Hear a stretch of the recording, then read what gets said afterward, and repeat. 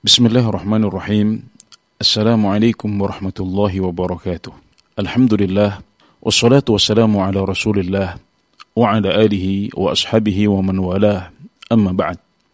Kaum muslimin yang semoga dirahmati Allah subhanahu wa ta'ala, bulan Ramadan selalu menjadi bulan yang istimewa bagi setiap muslim.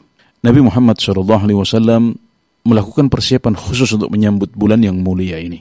Maka seiring mendekatnya bulan Ramadan, kita juga perlu menyiapkan diri, di antaranya dengan mempelajari beberapa pembahasan yang relevan dan terkait dengan musim ibadah yang agung ini. Maka dalam kesempatan ini kita akan belajar bersama mempelajari beberapa pembahasan seputar Ramadan. Barakallahu fikum. Kita memasuki pembahasan tentang tingkatan-tingkatan interaksi dengan Al-Quran. Jadi ada tingkatan tilawah, ada tingkatan tadabbur, ada tingkatan amal. Yang semakin tinggi maka itu semakin utama, semakin bagus. Jadi tingkatan interaksi dengan Al-Quran yang paling utama adalah amal. Jadi tujuan utama diturunkan Al-Quran adalah amal. Maka kita harus mengamalkan Al-Quran. Itu yang paling penting. Dan amal ini lebih penting daripada tadabbur, memahami. Tadabbur lebih penting daripada tilawah. Dan masing-masing tingkatan interaksi ini memiliki dalil yang menganjurkannya atau melandasinya. Tentang tilawah, Rasulullah SAW bersabda dalam sebuah hadis riwayat Muslim dari Abu Umamah Al-Bahili. Beliau SAW bersabda, "Iqra'ul Qur'an fa innahu ya'ti yawmal qiyamati syafi'an li ashabihi."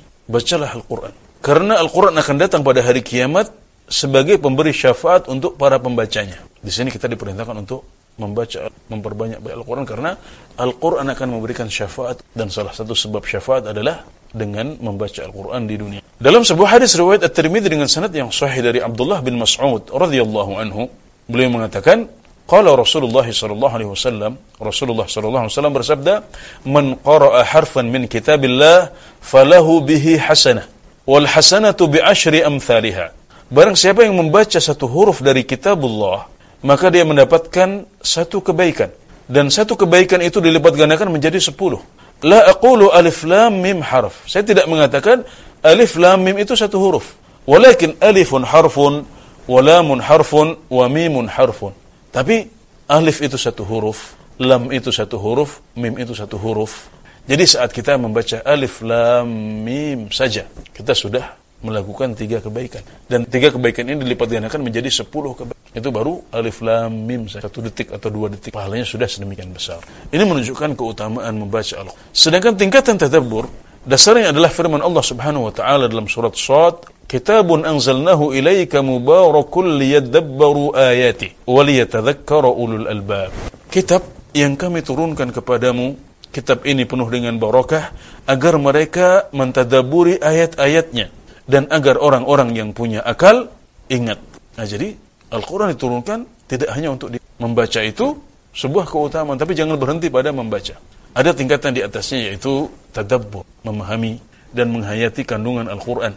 Ada lagi yang lebih tinggi, yaitu menjadi peringatan untuk ulul albab, orang-orang yang punya akal, untuk diamalkan. Afala yatadabbaruna al-Quran am ala qulubin aqfaluha. Tidakkah mereka mentadabburi Al-Quran, atau ada penutup di atas hati mereka? Di sini Allah Subhanahu wa taala mencela orang-orang yang tidak mau mentadabburi Al-Quran. Kenapa tidak ditadabburi? Adakah penutup di hati mereka? Adakah gembok di hati mereka sehingga tidak mau tadabbur Al-Quran? Allah mencela mereka. Allah juga berfirman, "Wa minhum ummiyuna la ya'lamuna al-kitaba illa amani wa inhum illa yadhunnun." Surat Al-Baqarah ayat 78. Dan di antara mereka ada yang buta huruf, ummi.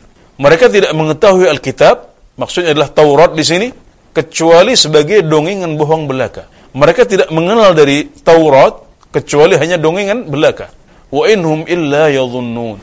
Dan mereka hanya menduga-duga. Jadi di antara umatnya Nabi Musa alaihissalam ada orang-orang yang buta huruf, yang tidak mengetahui dari kitab Taurat kecuali hanya dongengan belaka. Artinya mereka tidak memahami maknanya, tidak memahami hukum-hukum yang dikandungnya. Mereka tidak memahami kabar-kabar yang disampaikan dalam kitab Taurat ini. Maka jangan sampai umat Islam seperti mereka. Umat Islam jangan hanya membaca saja tanpa paham, tapi baca, pahami, tadabburi, hayati. Dan itu adalah derajat yang lebih tinggi dari sekedar membaca. Seseorang datang kepada Abdullah bin Mas'ud radhiyallahu anhu kemudian mengatakan, inni la aqra'ul mufassala fi raka'ah. Wahai Ibnu Mas'ud, sungguh saya menyelesaikan bacaan al-mufassal dalam satu rakaat salat. Saya, wahai Ibnu Mas'ud, membaca mufassal. Mufassal itu dari surat Qaf sampai akhir Al-Quran. Orang ini bercerita bahwasanya beliau membacanya dalam satu rakaat saja. Tapi ceritanya justru malah disambut oleh Ibnu Mas'ud dengan sebuah pertanyaan yang mengingkari cara membaca seperti itu. Beliau mengatakan, hadzun ka hadzis syi'r? Apakah engkau membacanya begitu cepat seperti membaca syair? Inna qauman yaqra'una al-Qur'ana la yujawizu taraqiyahum. Ada sebagian kaum yang membaca Al-Qur'an dan bacaan mereka tidak melewati tenggorokan mereka. Kemudian beliau mengatakan, walakin idza waqa'a fil qalbi farasakh fihi nafa'. Tapi bacaan yang seharusnya adalah bacaan yang waqa'a fil qalb, yang menyentuh hati. Kemudian kuat di hati itulah yang bermanfaat.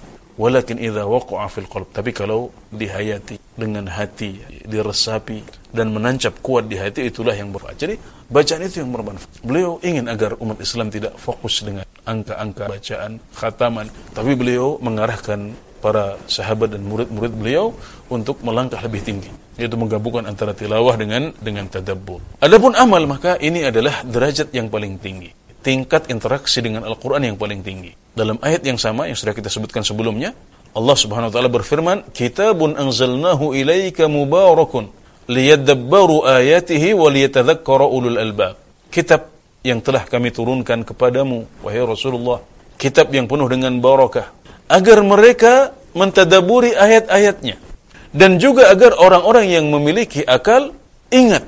Jadi Al-Quran adalah peringat. Al-Quran diturunkan untuk diamalkan, dan itu adalah tujuan utama dari diturunkannya Al-Quran. Dzalikal kitabu la raiba fihi hudal lil muttaqin.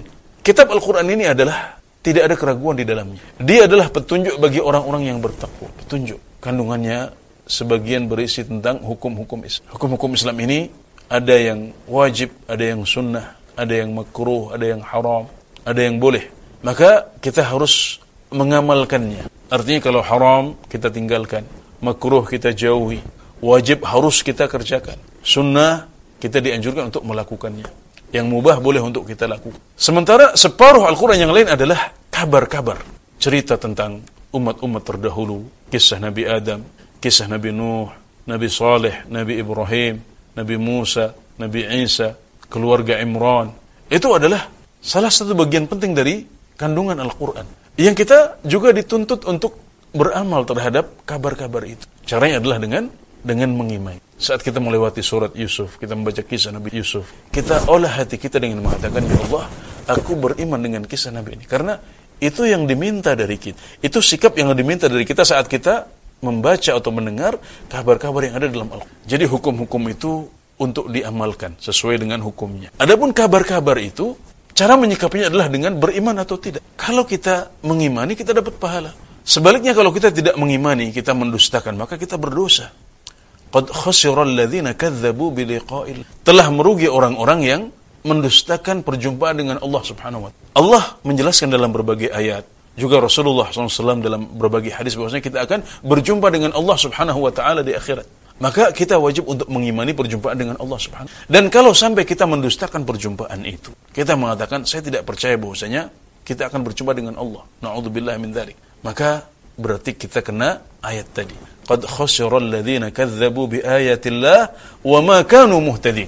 Sungguh telah merugi orang-orang yang mendustakan perjumpaan dengan Allah, dan mereka bukanlah orang-orang yang mendapatkan petunjuk. Jadi dia tidak bisa beramal dengan amalan yang benar ketika mendengar kabar seperti itu. Dan itu bukan lewat begitu saja, tapi ada hisabnya di hadapan Allah Subhanahu wa taala. Dia akan mempertanggungjawabkan dosanya. Kenapa Anda mendustakan perjumpaan dengan Allah yang jelas-jelas disebutkan dalam berbagai ayat? Kenapa Anda mendustakan tanda-tanda hari kiamat? Kenapa Anda tidak percaya dengan kisah-kisah yang disebutkan dalam Al-Quran? Itu semuanya ada pertanggungjawabannya, karena memang Al-Quran diturun untuk diamal. Al-Hasan Al-Basri rahimahullah ta'ala mengatakan, unzila al-Quranu liyu'mala bihi fattakhadha an-nasu tilawatahu amalan. Al-Quran itu diturunkan untuk diamalkan, tapi ada banyak orang yang menjadikan tilawah sebagai amal. Coba perhatikan perkataan Al-Hasan Al-Basri sekali lagi. Al-Quran diturunkan untuk diamal. Tapi orang-orang justru menjadikan baca Al-Quran sebagai amal. Tentunya kita mengetahui bahwasanya membaca Al-Quran adalah sebuah amal soleh. Para ulama sepakat akan hal itu. Tidak ada yang meragukan bahwasanya tilawah Al-Quran, membaca Al-Quran adalah sebuah amal soleh yang berpahala besar di sisi Allah Subhanahu wa taala. Tapi di sini Al-Hasan Al-Basri tidak sedang membahas itu. Beliau mengkritik orang-orang yang lebih fokus dengan tilawah Al-Quran, tapi tidak peduli dengan mengamalkan. Ada sebagian orang yang Masya Allah bacaan Al-Qurannya banyak, khatamnya sering, tapi dia tidak memahami Al-Quran dan juga tidak mengamalkan hukum-hukum Al-Quran dia langgar. Dan Al-Quran ini mencakup, Al-Quran itu sendiri juga hukum-hukum yang dijelaskan oleh Rasulullah SAW. Semuanya satu, Al-Quran dan hadis. Maka ada orang-orang yang lebih fokus pada bacaan Al-Quran, tapi dia tidak peduli dengan amalan-amalan Al-Quran. Ada banyak hukum-hukum Allah yang tidak dia amalkan. Ada banyak hukum Allah yang dia langgar. Juga kabar-kabar dari Allah tidak dia imani, tidak dia percayai. Nah, beliau merasa aneh dengan orang-orang seperti ini. Al-Quran itu diturunkan untuk diamalkan. Seharusnya fokus kita pada mengamalkan Al-Quran. Tapi orang-orang justru menjadikan bacaan Al-Quran sebagai amalan. Fokusnya membaca khatam. Tapi kurang tadabbur dan juga tidak mengamalkan Al-Quran. Itu adalah kritik dari Al-Hasan Al-Basri untuk orang-orang yang ada pada zaman beliau. Di zaman beliau sudah, apalagi di zaman kita. Jamaah, barangkali ini yang bisa kita pelajari bersama pada kesempatan kali ini. Semoga yang sedikit ini diberkahi oleh Allah Subhanahu wa taala dan bermanfaat dalam meningkatkan kualitas ibadah kita di bulan Ramadan. Jazakumullahu khairan wa barakallahu fikum. Wallahu taala a'lam. Wa sallallahu ala nabiyyina Muhammad وعلى آله وصحبه وسلم وآخر دعوانا أن الحمد لله رب العالمين.